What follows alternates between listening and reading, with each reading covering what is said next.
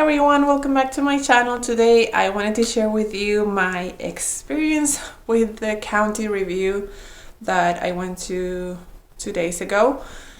I know that every state is different, even every county is different, but still I'm hoping that this video is going to be helpful to those homeschooling moms or parents out there that might watch this video. I live in the state of Maryland, and a review each year is required by the law. They require 2 reviews per year, and then I believe if you passed 2 years reviews, then you move on to only 1 review per year, I believe, something like that. So a little information before I start. We started homeschooling this year, 2014, with my daughter, who's 5 years old. So we started in kindergarten, but we're doing some things first grade also. Our first language is Spanish. My daughter is fluent in Spanish. She learned how to read and write in Spanish when she was 3 or 4 years old. She knows how to spell and everything. But this year she's starting to pick English as a second language. So she's kind of like an ESOL student. Yeah, so I believe that's pretty much it. We do Montessori inspired activities, and then we do workbox system. We do both of them. And what else I can tell you? We usually do 4 weeks in, 1 week off. That week that we take off, we still do work, especially in the internet. We have an abcmouse.com account where she does daily activities there. It doesn't take longer than 30 minutes to 40 minutes for her to do a full lessons, which is between 6 and 10 lessons per day. And then I have a reading program on the computer. It's called Clifford Reading, something like that. Phonic reading, something that has to do with phonics and reading, and she loves it. So we do that, and then we do calendar and reading together and things like that. So the review, it went great. I was a little scared, to be honest with you, a little intimidated, because we go to this co-op group every week, and a lot of the parents didn't recommend the county to do the reviews with it because they said that they required too much stuff. They demand a lot, and sometimes they're not very nice. They don't understand, and so many things. One mom even told me that I better take everything with my daughter's name and date, all the worksheets and stuff like that. So yeah, I was a little intimidated, but then I was like, wait a minute, my husband is like, you have to trust God in this because you've been doing the best you can. God is helping you. You're doing a good job. So, trust him and don't be afraid. So I was like, you're right. I need to, focus and believing that everything was going to be okay. And if it wasn't okay, that there was going to be a solution anyways. So I took the curriculum books that I'm using. I took the workbooks. I forgot my daughter's daily binder. I couldn't believe that. I checked everything the day before and I still forgot it. But I took all the records, all the worksheets that I put away for the months of September, October, and November. And then I took like 300 pictures throughout these 3 months, and of the activities that we do that are Montessori inspired. I mean, how do you take a worksheet from the Montessori book? So you can't. So I took like 300 pictures, and the woman there was so nice. She was so nice. I felt like I was speaking with my auntie or something. She was just too nice to be truth, really. But no, she was really nice. And let me show you the things that I brought with me that day, and the things that she looked, and the things that she didn't even want to look, because she said this is more than enough. Like, you don't need to take 300 pictures anymore unless you want to. but only take pictures of the things that you are not bringing proof of. Even if you're doing stuff on Montessori shelves that you're not doing on the workbook, just make sure you bring enough, and that's it. Like I told her, we're doing things Montessori trays, like in the shelf work, that is not in the workbook, and she said that's okay because this workbook is very complete, so it's more than enough. I don't need to see the pictures. I was kind of disappointed because taking pictures all the time is really annoying, so I was hoping that it was gonna be worth it, but she didn't want to see the pictures. But anyways, it's good news. I don't have to take pictures all the time. So let me show you what I brought. I took my daughter's backpack, and this is what I showed her. I have all the worksheets in here for each month. So it has September, and then October, and then the November, and then that last part is the only things that she saw from here. This music lab book and then music worksheets. That's it. Everything else she said I don't need to see it. I was like, are you serious? She was serious. So that's that. And then she asked me if I had a planner. I was ready to pull my planner out, and she's like, I don't need to see, I just want to make sure you have one. So okay, I put it right back inside. So she only saw this. And the pictures, I took the pictures in my wallet. I took them. Oh, where is it now? Oh, here it is. I took the pictures in a USB, and I took my laptop, and so I didn't have to take anything else. But she didn't see the pictures, like I said. This is the workbook that I showed her. I got at Costco from Scholastic Kindergarten Reading and Math Jumbo Workbook, and it covers alphabet, phonics, handwriting, numbers, and counting. Free stickers, teacher approved. It has tests inside, and a free web link to brain learning games. She didn't care if the things had my daughter's name or date. She didn't ask for that. And I can show you this book like a review if you want to in another video, but she just made sure to see the things that she's been doing, my daughter, with the writing. To be honest with you, my daughter doesn't enjoy this book that much. I try to do the best I can with it, but she actually calls this book the boring book, because she doesn't like doing things in a book. She likes to do hands-on activities.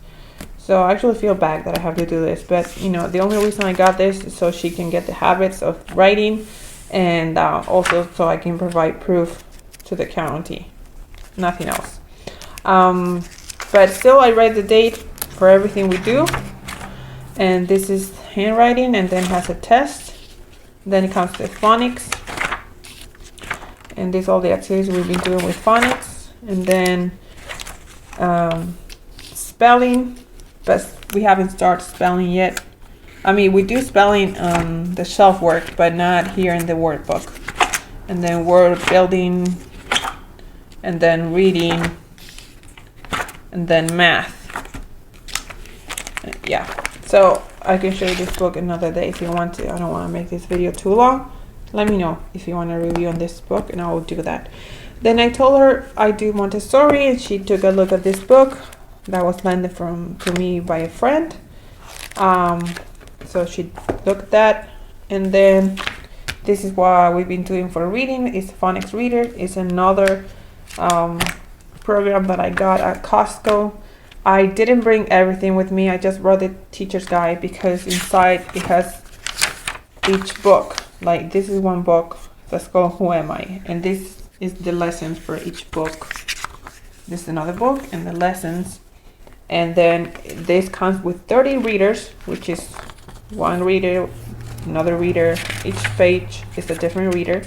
And it has a kind of like a map where you track the books that you've been reading. You put a sticker on it, and that's it.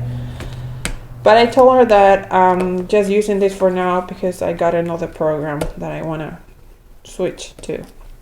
Then my daughter read this book. It's called Together Again, Phonics Practice Reader, and it's like a Bob book, but it's all in one.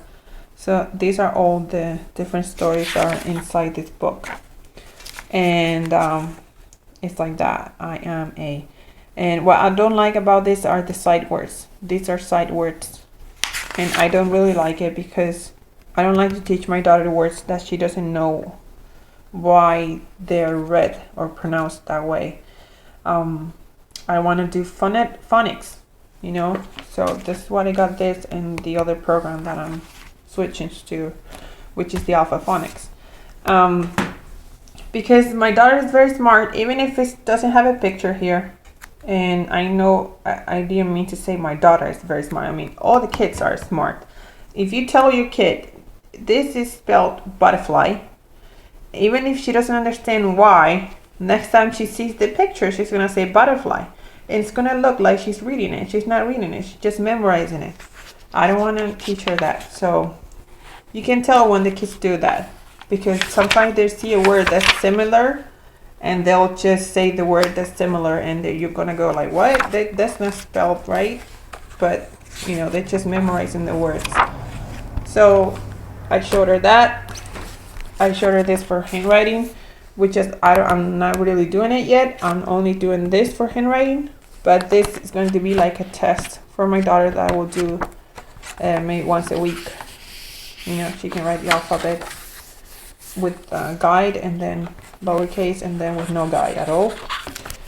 And then I showed her this that she already completed in the month of September. So yeah, and then I told her this is for reading comprehension. So it's like not only learn how to read, but also to understand what she's reading. And then I do addition and subtraction. I just pick the worksheet from this first grade book, and then she will do that. And then this we're doing for health. It's a book I was given to by the WIC program, like when my daughter was born. I don't do WIC anymore since like 4 years ago, but this book is awesome, and it's both in English and Spanish, and it has not only the good diet, but also keeping your child active, you know. So this is kind of like what we're doing for health and PE. Also, I have many art books, and I just brought this one just to show her, and I didn't bring the other ones. And we're not only doing this, we do art, you know, accordingly to I try to do arts that are, how you say, like related to the other activities like we're doing. So if for science, for example, we're learning about animals, then I'll just do an art project that has to do with an animal, something like that. I just brought this book just to show it to her, and that's it. And it was fine with her. Then we do Spanish, of course, and then I took this for Spanish. And even though we're not using it yet, but she said to keep this for the next review when we start using it. Then for science or social study, we're doing this Judy Cleary Social Studies first grade, and also the wall activity wall map that you see in my review. And also activities that I go and pick from online. We're gonna do this next week to know, you know, teach the kids where they live in the world, in the continent, in the country, in the states, and so on. And then for science, we do this Calvert science activity pages. We do the weather book and the science principles that I picked from the internet.